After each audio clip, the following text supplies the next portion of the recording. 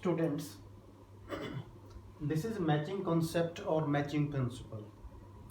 Accounting principles में हम next discuss करेंगे मैचिंग कॉन्सेप्ट। मैच करना है। Match is what? Please C.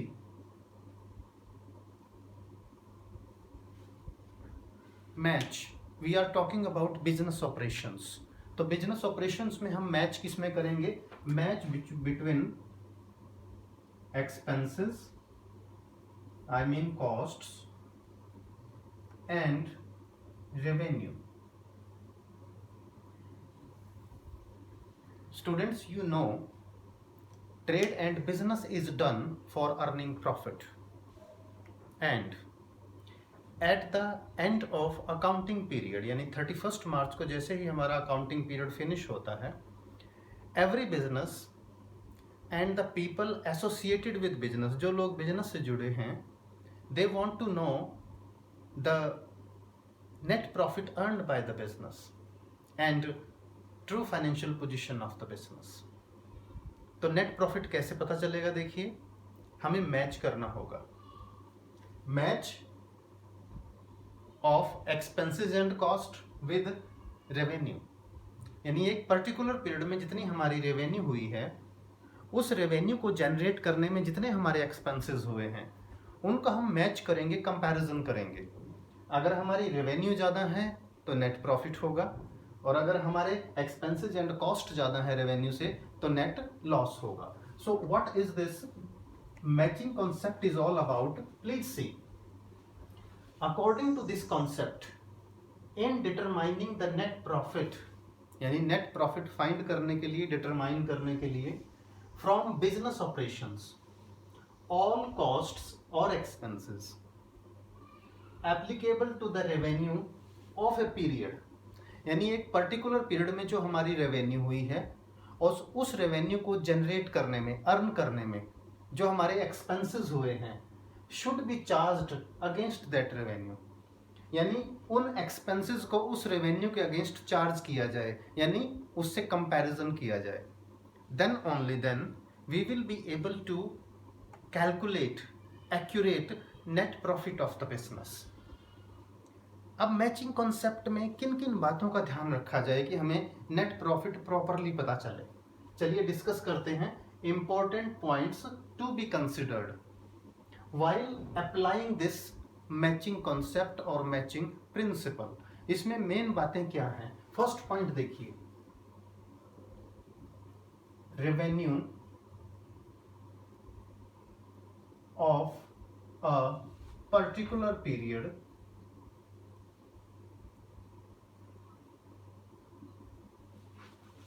should be recognized,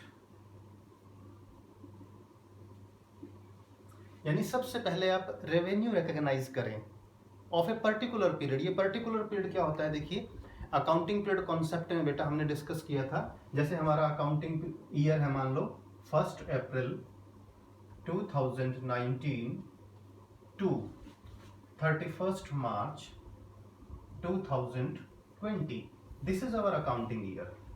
तो हमें क्या देखना है? From 1 April to 31 March next year, यानी इस अकाउंटिंग पीरियड में how much revenue has been generated, earned from sale and from other sources of regular nature. कितनी हमारी रेवेन्यू हुई है, सबसे पहले हम उस रेवेन्यू को रिकॉग्नाइज करेंगे। सेकंड पॉइंट देखिए, सेकंड पॉइंट क्या है? All costs, expenses incurred to generate that revenue। वो जो हमने रेवेन्यू रिकॉग्नाइज की है, अब रेवेन्यू ऐसे तो हो नहीं जाती। फर्स्टली वी हैव टू इनकर सम एक्सपेंसेस, यानी पहले हम पैसा खर्च करेंगे। कॉस्ट इज इनकर्ड, कुछ कॉस्ट आएगी, जैसे सबसे पहले परचेज होता है तभी तो सेल होगी। तो उस रेवेन्यू को अर्न करने में हमारी जितनी भी कॉस्ट्स और एक्सपेंसेस हैं, हम इनको आइडेंटिफाई करेंगे, उनको कैलकुलेट करेंगे। So this is the second step. Third, adjustments for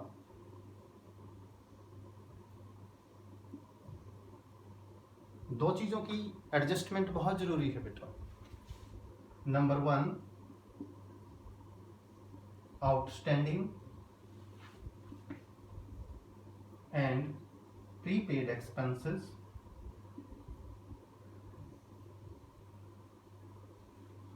and second, accrued income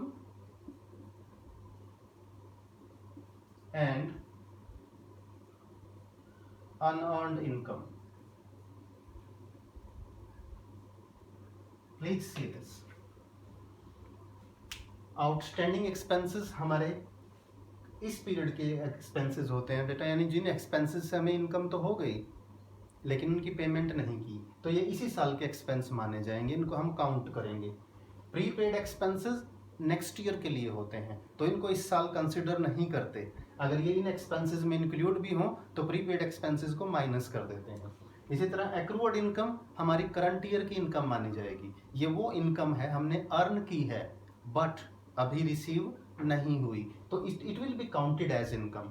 इसी तरह अनअर्न्ड इनकम, अनअर्न्ड क्या होता है कि इनकम का पैसा हमें एडवांस में रिसीव हो गया, actually that is not our income yet, अभी लीगली हम उसके ऑनर नहीं हुए, वो हमारी इनकम नहीं हुई, तो इसके लिए हम एडजस्टमेंट करते हैं। अगर ये इनकम में इंक्लूड हो तो इसको अनअर्न्ड को माइनस कर देंगे। तो ये भी इंपॉर्टेंट पॉइंट्स हैं। Number 4, cost of unsold goods at the end of accounting period.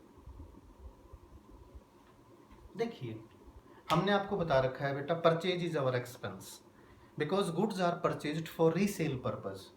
लेकिन जो हम इस साल गुड्स परचेज करते हैं वो सारे के सारे सेल तो नहीं हो जाते, उसमें से कुछ गुड्स हमारे पास अनसोल्ड रह जाते हैं, यानी परचेज जो हमने की थी उसमें से गुड्स का वो हिस्सा जो इस साल सेल नहीं हो पाया, दैट इज अनसोल्ड गुड्स, और इसको हम स्टॉक भी बोलते हैं, closing stock. This is called closing stock,